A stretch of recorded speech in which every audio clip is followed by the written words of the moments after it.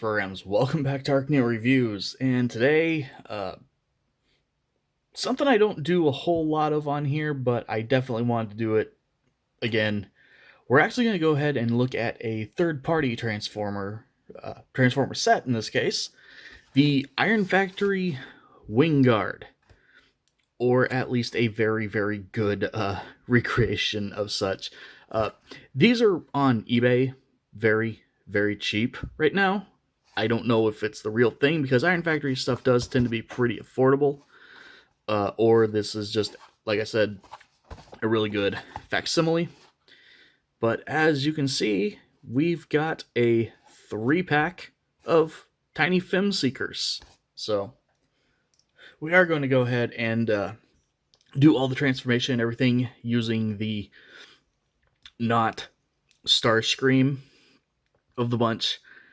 And as you can see, these are very, very tiny figures. So these are quite simple. You will actually realize there is no way to display them in vehicle mode without the landing gear being out. You'll see why in a while. Like the front landing gear doesn't even really have enough room to fold up with the head there. You can turn the head around if you want to hide it, but I mean, with how much of the robot just hangs out on the bottom here, I don't find it worth the effort to try to turn that little tiny head around. But all that said, the jet mode is actually it looks pretty neat, you know, especially just stay looking at the top. I really like the lines and stuff on it. You've got kind of a flight stand there. It's in a weird spot, and then it gets like it gets completely covered up in the robot mode. So don't know why they actually bothered the more I think about it, but hey, it's there. They tried. You can, put on a flight stand pegged in the back and have it sitting like that or something somewhere. Transformation on these is very, very simple, but fun. Go ahead, pop off the null rays. They just have a little peg going into a hole right there. Go ahead and fold back the little side fins there, side tails, whatever. Go ahead and pull the arms forward. There's the little slot that's like always there on a ball joint, or the socket for a ball joint. They actually use that as a connection point there on the wing for transformation. So just go ahead and do that. And I like to just kind of bring the arms forward like that for a moment. Not even sure what the heck's on my hand there. Yay, randomly staining my skin. Yeah, go ahead and do that. Then there's a little tiny tab sticking on the side here. And then the wing is attached on a ball joint right there. So just go ahead and wiggle things around until you get these to release. Turn the wings around. Take this obvious little doubled hinge and fold the wing up smaller.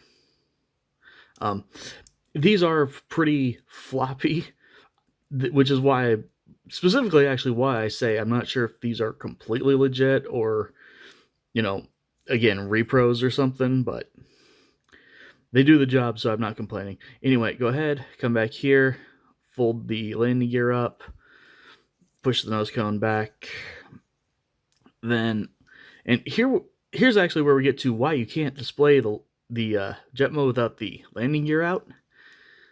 Come down here and start getting the legs to move. And as you extend the double hinge on the legs, it folds in the landing gear. Here, let's go ahead and separate the legs from each other, just make this a little easier. But yeah, so in extending the legs, you actually you fold up the landing gear and vice versa. So sadly, you cannot display, landing gear up in jet mode, and that's why. So go ahead, come back here, get this little double hinge, it pegs in down there. Now you can fold this up like that if you want. which is why I left the nose cone like this. However, that is not actually required. It's mostly just for, giving you range on the articulation. But you can either just leave it, hanging back down here or completely leave it pegged in. But either way, bring the double hinge down for the cockpit like that.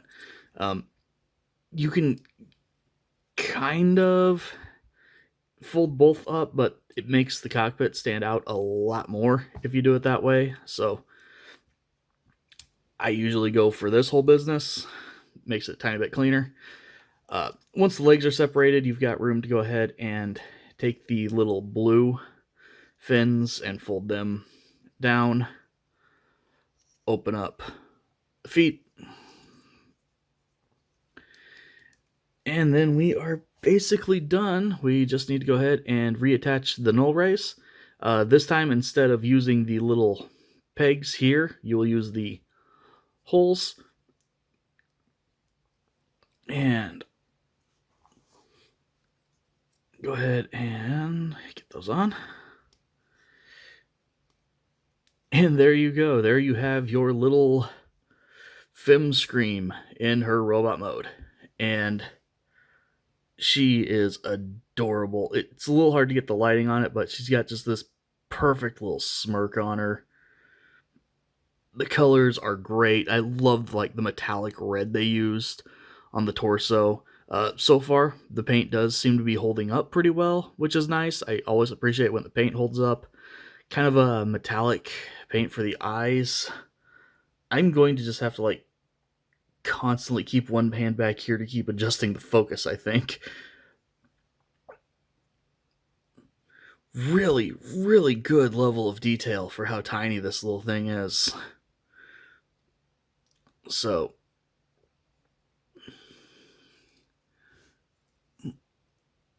weird. I think, not sure what that is. Again, like these figures, they never stay perfectly, pristine or whatever. But yeah, really, really awesome little figure. Articulation-wise, the head is on a ball joint. She can look up. You can turn the head. The little shoulder.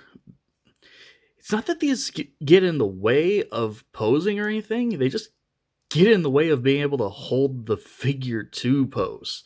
You can get a little bit of side-to-side action there. Everything is a ball joint, really, except for like the mushroom pegs you see down there. But that means the arm can rotate all the way around if the wings weren't there. Or I guess there's a little bit of this in the way too. But she can do that. Her arms move out 90 degrees. Get just a little bit more than 90 degrees in the elbow. Get a rotation. Nothing at the wrist, which is a bummer because it totally looks like they could have like, used, actually,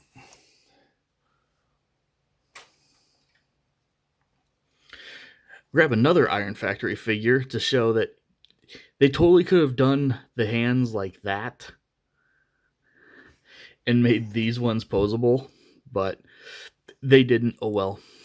Ball joint in the hips so she can kick forward. If we bring this out of the way, she can kick back. She can do the splits. Got a thigh swivel up there. Get a little bit past 90 degrees of bend in the knee. Go ahead and bring this down. And then the feet are actually also attached on a ball joint up there. So you get ankle rock, front and back, a little bit of twist. All in all, really, really impressive little figure. And like I said, this is a 3-pack, so while we're only doing transformation on her, you do get... well, this is actually the head that comes on the Fem Skywarp. I took it off because I don't know what it is with Skywarp figures just being in permanent scream mode. I took that off, and we have just smirking female scream, not scream, Skywarp. As you can see, very, very Skywarpy colors, as you would expect. There we go. straighten her head out a little bit. On her, these still hold, like, this one's a little loose, this one's less loose. Weird, I don't know. Inside thing, by the way, love that touch of red. Like, they used a really good red paint, I have to point that out. I see a lot of Skywarp figures, official and third party, where they don't use an opaque enough red paint, and it's just really lackluster. You can't even tell it's red sometimes. They aced it here. But if you want the legs to be like a little bit like less bulky, you can actually fold this fin down instead of back. This is actually even how they come out of the box, so that's an option you have if you want, worth mentioning. Everything else about her is the same. And we've got Thunder Crackit too. Again, same deal. Really, really nice paint. She's the only one that doesn't actually just by default have a smirking face, which is weird.